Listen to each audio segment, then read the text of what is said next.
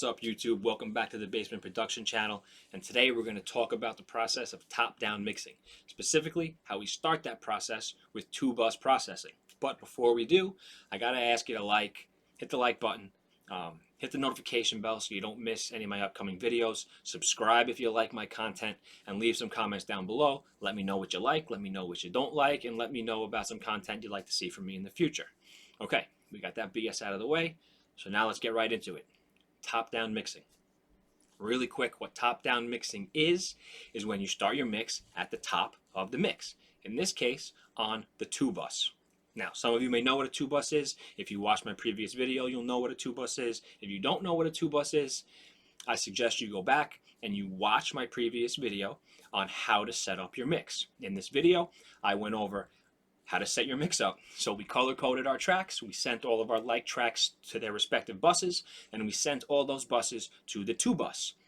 Once that was done, we went back and we gain staged. So we adjusted all of our levels at the input level, not at the fader. So we adjusted our input levels on all of our channels and got a good base to start our mix. Now, once that process is done, that's where you begin to actually mix. The first thing you're going to do is your static mix, right? Static mix is where you move your faders. So now you're playing with the faders. You're getting a good level going with your faders, and you do some panning. That's it. That's all I do. I don't do any EQing. I don't do anything else in the static mix phase. Some people do a little bit of EQ. They might do some filtering, some high pass or some low pass filtering, or some subtractive EQ in the static mix phase. That's okay if that's how you want to do it. I don't do it like that. Okay, so I went ahead and I did the static mix. I left you off at gain staging. I took care of the static mix. You guys did not need to see me moving faders around. I don't want to make these videos too long. I want to give you good content, and I want to keep it quick. So the static mix is done. Then, to speed things up even more, I went ahead and I did the whole mix. Okay, so the mix was done. But now I shut off all the plugins. So we're going to jump into the DAW, and you're going to see the mix. You're going to hear it at just the static mix phase. Then what we're going to do is we're going to go to the two-bus, and I'm going to show you in order of how I would add my plugins onto the two-bus. So you're going to hear how it sounds before, and then how it sounds as we start to do the two-bus processing, and then what the mix sounds like after our two-bus processing is done. Okay, so let's jump into the DAW, and let's get into some two-bus processing. Okay, so we're in Studio One. This is my DAW. Right, and if you can see, the faders are moved, our levels are set, our input gain is adjusted. We adjust that up here. Up at the top, this is where we adjust our input gain. In this DAW specifically, there's different ways to do it in other DAWs. So we're ready to go. Now we're ready to mix. All these plugins are off. Everything you see here is off. So we're going to give a quick listen, and this is what the mix sounds like after the static mix is done. Faders are moved, we're gain staged, everything is organized and ready to go, and this is where we're at. Oh, error message, that's no good.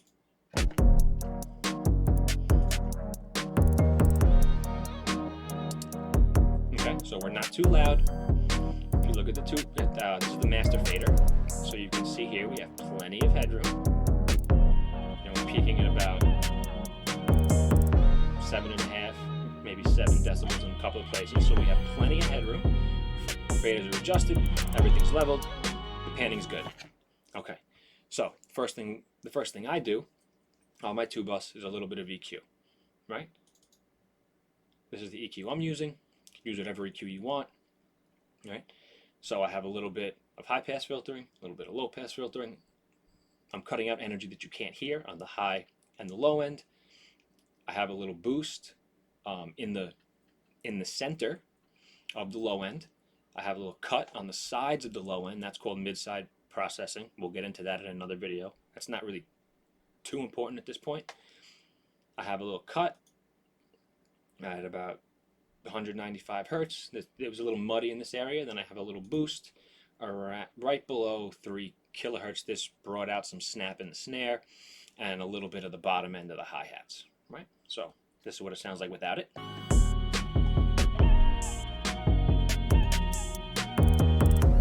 It's very subtle, right? It's very subtle. I'm just to show you my filters, some people may think, why are you cutting out the low end? Because you can't hear it. Okay, we can't hear anything. The human ear can't hear anything below 20 hertz.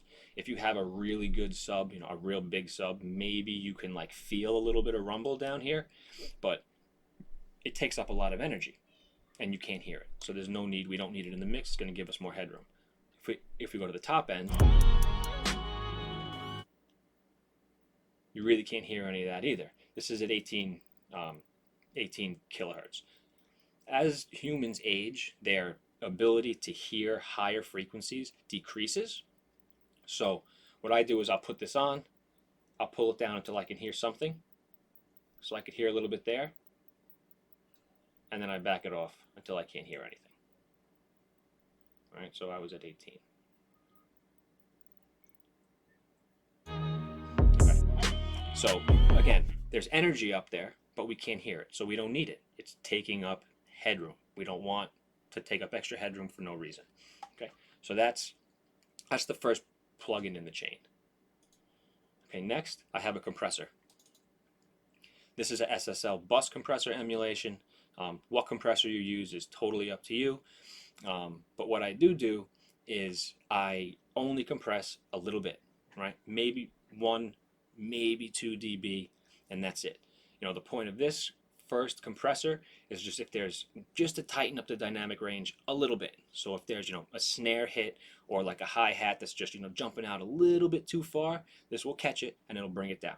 I usually don't put any makeup gain on my first compressor on my 2-bus. I usually don't. Sometimes I do. In this case, I don't. One thing I do want to mention, we're not going to get into all the controls on the compressor. That's for another video. But on my first 2-bus compressor, I usually like to use one that has a high-pass filter, which you can see right here. So a high-pass filter on a compressor, what that means is you can set that to a certain frequency and the compressor will not react to any signal that is below that frequency. So what that means is the compressor is not going to latch on to your kick drum or your 808 or your bass, whatever instruments you have in that low end, and it won't compress that. There's a lot of energy in the low end. If you leave this off, the compressor is going to work harder than we want it to, not grab anything else on the mix, and just focus on the low end, and it's going to compress the low end too much for this stage. So first we're going to throw it on. I'm going to leave the high pass filter off, and then I'm going to put it on and you're going to see the difference. So the compressor's off at this point.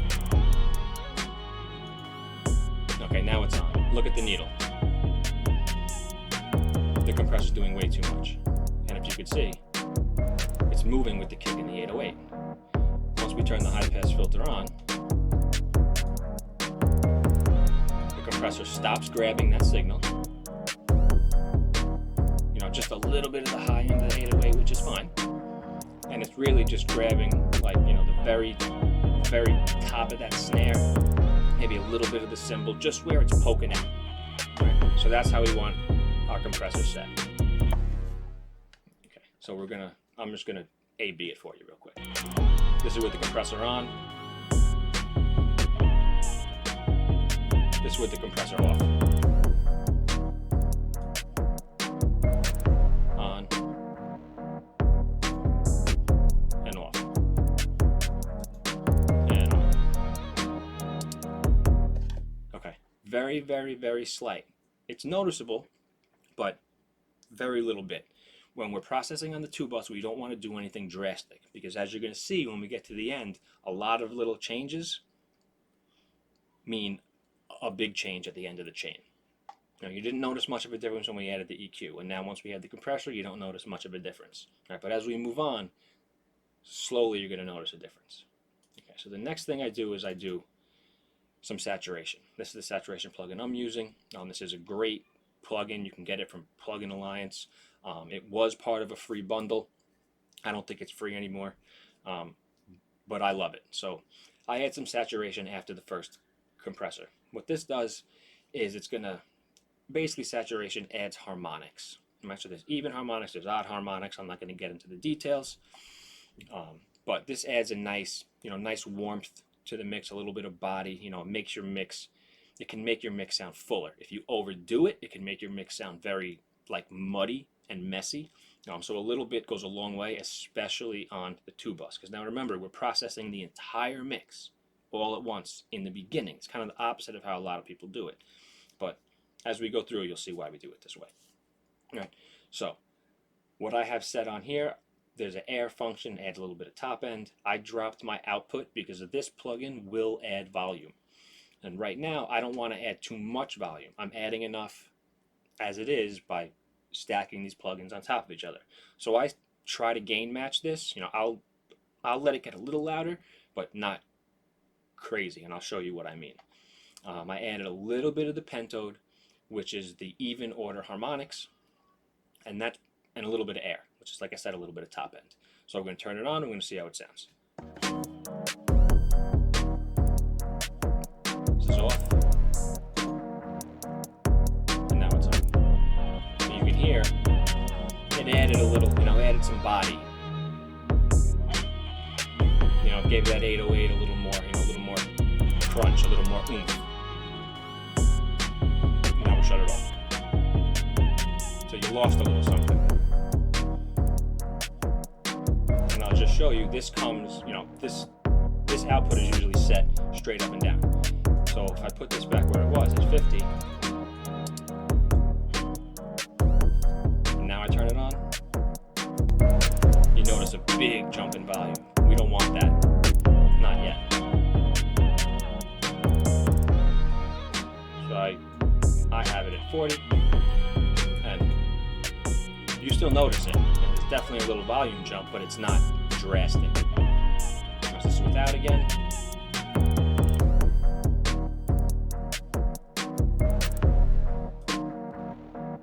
And now it's on. So it added, like I said, it added something. It sounds good. It's starting to sound all right. Okay, so after that, we go to another compressor. I like to use multiple compressors in series, which means one compressor after the next.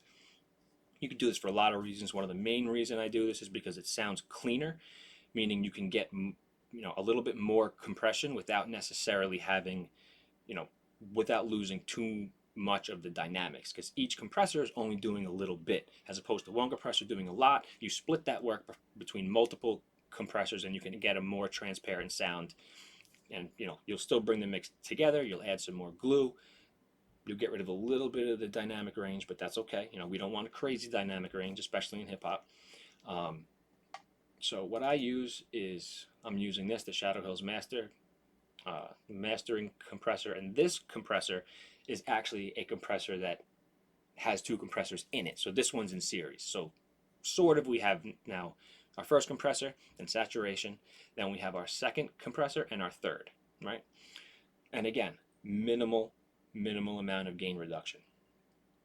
Maybe 1-2 dB on the first, and then 1-2 dB on the second. On this one, I do bring up some makeup gain. So if I take off, 1 or 2 dB on the first one, I bring back 1 or 2. And then on the second one, the same thing. If I take off 1, I bring back 1. So I really want the level to be the same from before the compression and after the compression. So let's see what it sounds like. It's off.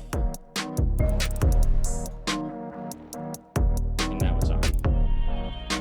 This does not have a high pass filter.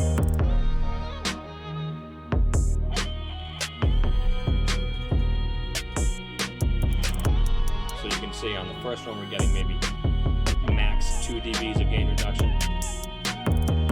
So I brought this gain up, about 1.5. And this one we're getting, about the same 1, maybe 1.5. And I brought this gain up also. So the way I do it is I'll bring up the threshold until I see 1 to 2 dBs of gain reduction. And then I bring up the makeup gain, that same amount that I was getting as far as gain reduction. Okay? Then finally, I do a little bit more saturation. This I usually do with the tape emulation. I like to use those. I think they sound good. They give it a little bit of warmth. This one in particular, you're going to hear a lot more body in the low end, when I turn this on. So this is without. And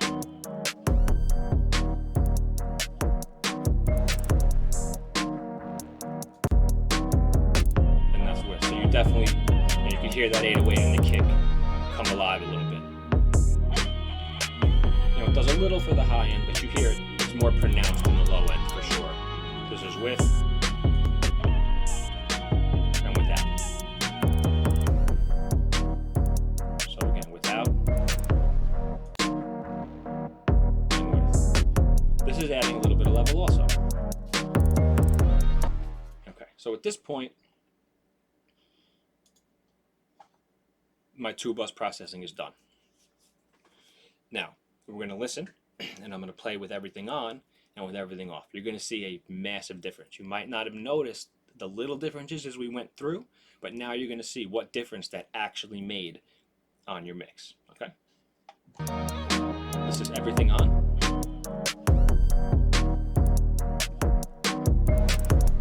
And now that's everything off. It's a big difference.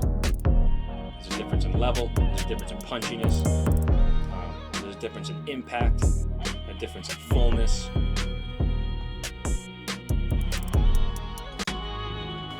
And now it's back on.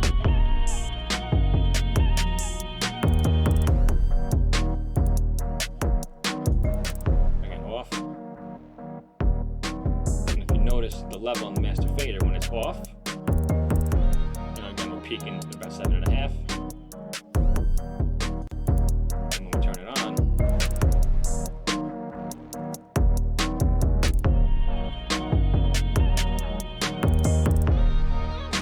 Peak it just past 5, right? So it's 3.5 dB. We're gaining on that chain, but the perceived loudness, which we talked about in another video I just did about LUFS, it sounds a lot louder. You know, it sounds a lot fuller. It sounds a lot bigger. Way more than if we just moved, you know, that fader up 3 dB. So at the point we're at now, we're in a good spot. We still have plenty of headroom. The mix is balanced. You know, we added some warmth. We added a little bit of compression. You know, we got that low end, you know, in a better place. It's more pronounced. And now the next step would be to jump down to the bus level. But we're going to take care of that in another video. So I hope you enjoyed what I spoke about today as far as 2-bus processing. You know, maybe you learned a little bit about it, how to go about it, and again, I'm going to keep saying this in all my videos, the importance of headroom and a proper gain stage, right? So we had good levels, we had good gain stage, and we were ready to go when we started mixing. So I could add all this processing and do what I want to do and not worry about running out of headroom on my master fader. We still have a long way to go with this mix. We still got to do the rest of the buses. We still got to go do processing on the individual track levels, which although when you top down mix might not be that much, but we're in a good spot, right? We're ready to go. The mix sounds better than it did before. I'm happy with it. And that's the story, all right? So I want to thank you for joining me today. And again, if you like the content, hit the like button, hit the subscribe button, notification bell so you don't miss any upcoming videos. Leave me some comments, and I hope to see you guys again soon, all right? Enjoy the rest of your night. Only way to the light, I know. Are you friend or foe? Please just let me know. Only way to the light, I know. I can't even feel myself no more. That really feel myself before. Been holding on when I need let go. Kingdom come and take me home. Are you friend or foe? 'Cause I don't even know. Are you here with me? Just to let me go. For the weather, 'cause the world's so cold.